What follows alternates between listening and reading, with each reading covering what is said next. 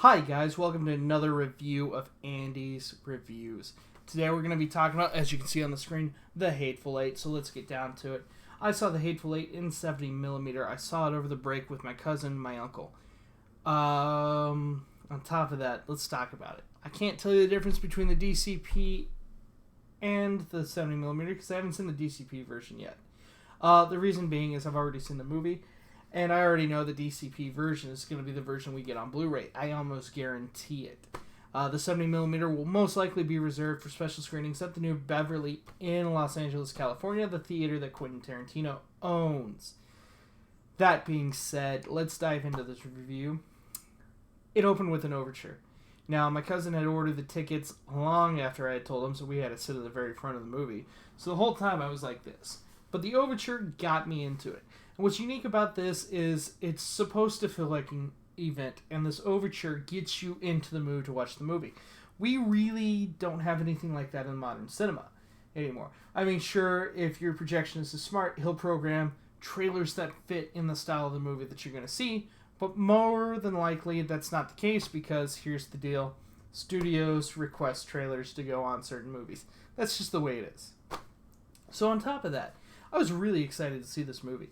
I love Django. I didn't become a Quentin Tarantino fan until I was about 19 or 20 years old, and I was sick and I saw Kill Bill on TV. That's when something clicked. If you're younger, you have no interest in seeing Quentin Tarantino. If you're older, you've seen it all before. So I'm in that prime age right now to enjoy his flicks. His flicks are made for a certain demographic, and I'm in that prime demographic right now. And what was really cool is my cousin, he's in that prime demographic right now.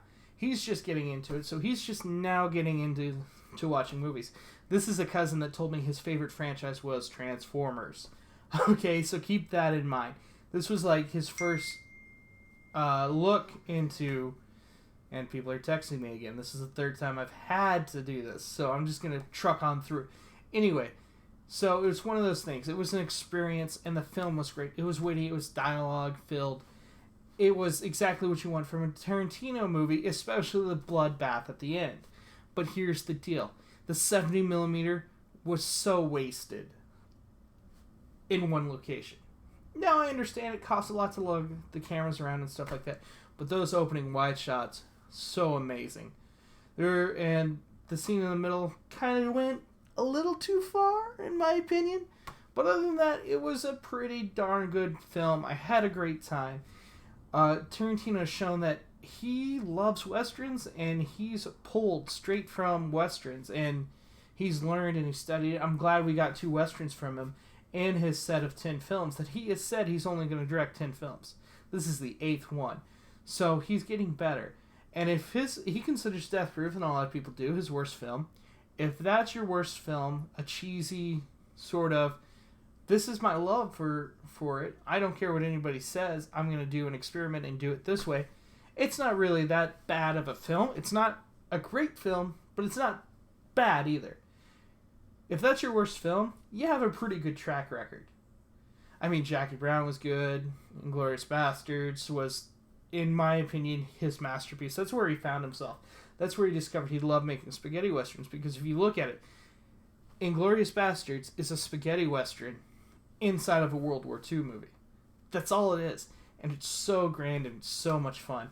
I really love it. I like that he divvies up his movies in chapters. And I could have done without the flashback. I could have just gone one linear tale. I pieced it all together that they were working together. I didn't need to see them work together and get to that point. On top of that, I really, really enjoyed the scratches in the film and all that stuff. It took me back to when I was a projectionist, and it made me happy. I know not everybody's going to agree with it, and they're going to say, oh, Quentin Tarantino, he's a one-trick pony. He is a one-trick pony. All his movies are exactly the same. They're just different characters in different locations. But they're the exact same story. And he tells that story so well. He really does. I've read his scripts. They're terribly written. How he makes such great films, it's beyond me. It doesn't make sense. But he does.